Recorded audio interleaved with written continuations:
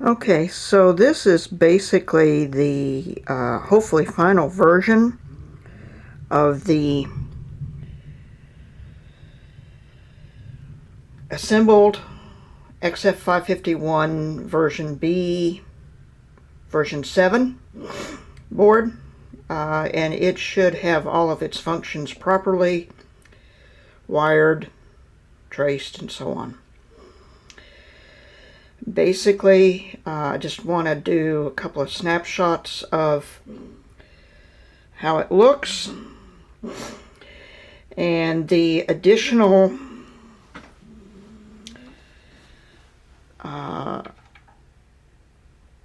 boards that you can put on this. This is the front control boards. You have your drive ID at the top. You have a reset button. And then you have the ability to switch out which OS you want to use. 2-in-1 OS at this point. This other PCB here, basically, let's see if I can get it to focus here. This is the dual digit track display. This is just a simple power on test to show that yes, the track display does come up. And again, you can change the ID with this button, switch the OS with this button, and then that is the reset button.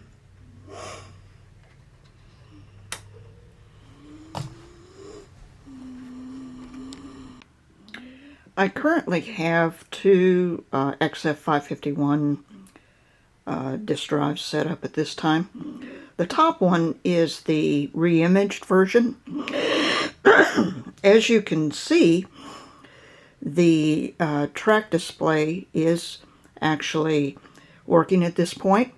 I currently have the drive set as D3 and the bottom drive is D1. Now currently I am using my supercart for Sparta DOS 4.47. In order to use drives over D2, you would have to add a buffer for D3, D4, so on, to the boot of, say, DOS 2.5 in order for it to understand and see it. So basically what I'm going to be doing now is just verifying that the reimage drive is seeing and able to be set to D3. It can do D4 up to D4. And then I'll do a quick test of booting as it's being set for D1, just to be a proof of concept and so on. Okay, so right now I'm going to be turning the Atari on, and it should boot to Sparta DOS.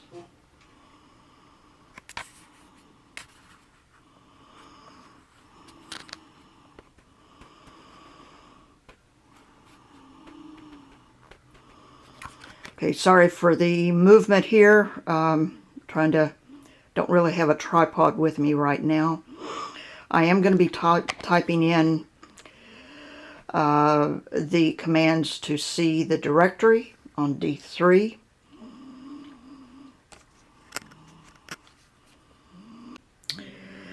Okay, like I said, I currently have the top drive, which is the reimage drive, set as D3. And I'll be, I have it set up, Sparta DOS set up to CD3. It currently sees it. And now I'm going to do a directory.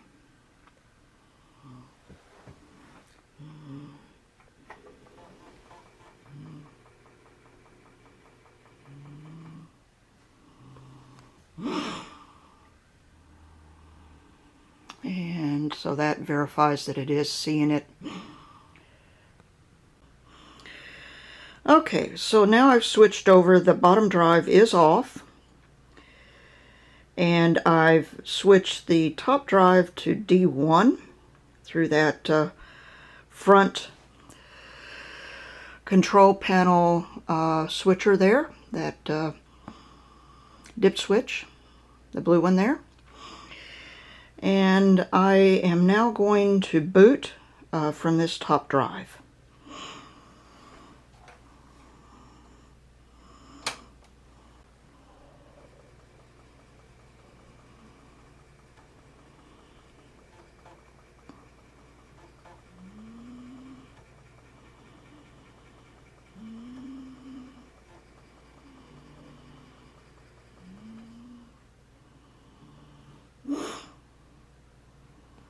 Okay, now what I'm going to be doing, that has loaded DOS into the, I have a 130XE memory upgrade in this Atari 800 XL, and at this point it should have loaded most of the DOS capability into that RAM drive. I'm going to currently at this point bring up the DOS.